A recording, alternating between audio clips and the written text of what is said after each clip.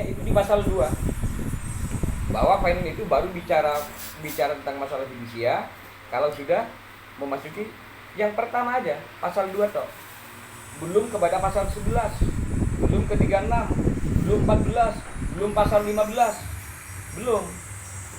Masuk pintu gerbang Undang-Undang Nomor 42 tahun 99 ini sudah gak legal, gak bisa di stop di situ. Jadi kalau mau bicara fidusia itu, ya kan, di pasal 2 perjanjian fidusia itu hanya berlaku kepada perjanjian notaris. Kalau konsumen belum pernah menjaminkan fidusianya di depan notaris, menjaminkan fidusianya kepada finance di notaris, ya jangan ngomong masalah fidusia. Berarti bicaralah tentang masalah utang piutang. Jadi konsumen minjem uang dengan jaminan BPKB. Itu bicaranya perdata. Kalau berbicara jaminan berarti kan bicara fidusia. Kalau berbicara fidusia di pasal 2, ya kan, undang-undang fidusia hanya berlaku kepada perjanjian notaris. Betul. Dan notaris juga terjadi. Nah, iya. Kalau Anda nggak pernah perjanjian di depan notaris, jangan ngomong fidusia. Itu loh, baca undang-undangnya. Pasti pengacaranya jeglek gitu loh. Makanya pengacara dalam yang mau maju kepada persidangan harus paham betul tentang masalah perjanjian fidusia ini, tentang masalah perlindungan konsumen, etikat baik konsumen. Kalau sudah bayar diblokir, berarti kan sudah melanggar. Etikat baik konsumennya dihalang-halangi ya. Jadi seperti itu.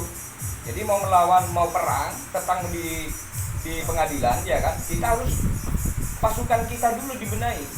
Sejauh mana kemampuan kita menghadapi pakar-pakar hukum pelaku usaha. Nah, kalau kita sudah ngerti betul pakar hukum pelaku usaha itu lemahnya di bidang ini, di bidang ini, di bidang ini, wah enak loh. Ya.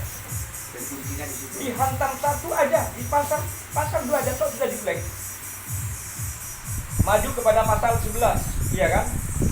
Benda yang dapat dibebani fidusia wajib didaftarkan ke kantor jaminan fidusia. Ini wajib. Ini di pasal 11. Artinya kalau tidak didaftarkan di kantor jaminan fidusia, berarti ini adalah kejahatan korporasi. Kejahatan korporasi adalah perbuatan melawan hukum tindak pidana korupsi yang dapat merugikan keuangan negara. Ini ancamannya. Ini baru di pasal 11. Belum lagi kepada pasal 14, pasal 15. Pasal 15 pelaku usaha memiliki kekuatan eksekutorial yang sama dengan putusan hakim. Tapi kalau sudah perjanjian fidusianya di depan notaris. Kalau tidak, lu masih belum ada perjanjian kok masih ngomong-ngomong tentang masalah jaminan fidusia, mau dari mana? Ya bilang aja kepada hakim, stop aja. Dia kan punya legal berbicara tentang masalah undang-undang fidusia. Karena undang-undang fidusia berlaku kepada perjanjian notaris. Itu loh, antara konsumen dan pelaku usaha perjanjian di depan notaris. Berlakunya undang-undang fidusia, baru bicara undang-undang fidusia. Jadi selama tidak pernah mengadakan perjanjian di depan notaris antara konsumen dan pelaku usaha, jangan bicara tentang masalah jaminan fidusia. Kalau mau berbicara fidusia, tambah berat ancamannya di pasal 11. Benda yang dapat dibebani fidusia wajib didaftarkan ke kantor jaminan fidusia. Tapi kalau finance berkedok dan berlindung kepada undang-undang fidusia, sementara tidak mendaftarkan fidusianya kepada kantor jaminan fidusia, ini adalah perbuatan melawan hukum tindak pidana korupsi yang merugikan keuangan negara. Ini wajib diusut tuntas. Jadi di LPKN itu prosedur ini harus dilalui. Sejauh mana permasalahan ini? Jadi mulai dari proses awal pengaduan, pemberkasan semua dan saksi yang cukup kuat, itu silakan ditempuh jalur hukum, baik perdata ataupun pidana. Apalagi terjadi perampasan. Itu kalau sudah perampasan itu berarti finance mengacu kepada pasal 15. Di pasal 15 kan jelas bahwa pelaku usaha memiliki kekuatan eksekutorial, bisa menggunakan eksekusi langsung, titel eksekutorial, kan begitu. Tapi penerapannya bukan begitu. Penerapannya itu ada di pasal 195. Iya kan? Eksekusi perdata adalah hakim, pengadilan, perintah. Mengacu lagi kepada pasal 22, kepada pasal 2024-234 HIR, di situ sudah tambah jelas yang disebut dengan paksa badan. Paksa badan ini hanya pengadilan untuk melakukan eksekusi. Tujuan pengadilan mengadakan paksa badan apa? Untuk menyita kendaraan ini Ya kan? Inilah yang disebut dengan jaminan fidusia. Nanti pengadilan akan melimpahkan kepada lelang untuk dilelang. Hasil daripada lelang sisanya diberikan kepada konsumen. Inilah yang disebut dengan demi keadilan berdasarkan ketuhanan yang Maha Esa yang ada di dalam sertifikat jaminan fidusia. Pelaksana eksekutor adalah pengadilan. Jadi untuk pembahasan masalah seperti eksekusi ini, untuk lebih mudah, simpel, eksekusi ini artinya melaksanakan putusan.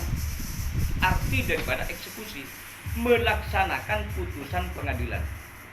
Arti daripada eksekusi, pelaksana putusan adalah eksekutor. Eksekutor itu siapa? Apakah preman, debt collector? Apakah pengacara, advokatnya, finance atau bank? Tidak. Eksekutor ini adalah panitera yang diperintah oleh hakim untuk melaksanakan eksekusi. Minta pendampingan kepada Polri sesuai dengan Perkap nomor 8 tahun 2011. Nah, betul. Itu loh. Jadi kalau Polri menggunakan Perkap nomor 8 tahun 2011, tapi yang didampingi adalah finance dan debt collector, ini sama debt collector. Sama saja menjadi debt collector. Jadi penerapannya ini yang keliru. Kalau perkapnya benar, tapi pelaksanaan di lapangan yang salah. Jadi perkap itu berlaku kepada tindak pidana. Itu loh, tidak kepada perdata. Perkap berlakunya perkap. Karena ini adalah hutang piutang, adalah perdata, nunggu putusan pengadilan. Pelaksanaan eksekusi, polisi menggunakan Perkap nomor 8 tahun 2011 sebagai pendampingan eksekusi. Biar paham. Jadi kalau memang tidak diterapkan berarti sama aja perampasan. Ya sama, Jatuhnya. ikut serta pasal 55. Premanisme. Pasal 55. Ikut serta. Gitu loh. Sering terjadi, tapi setelah saya kasih pemahaman kepada teman-teman kepolisian, alhamdulillah kepolisian itu paham. Akhirnya gak berani mau eksekusi. Gitu loh. Jadi ya memang tidak bisa disalahkan karena memang tidak paham. Setelah dikasih pemahaman, dia mundur, itu adalah yang baik. Kalau dia maksa, ya silakan. Pasal 55 dimasuk. Besok nyangkul Ikut serta. Kebodohan. Oke, terima kasih tadi berbincang-bincang untuk perihal eksekusi jaminan fidusia dengan Bapak Presiden Direktur LPK Pusat Situbondo.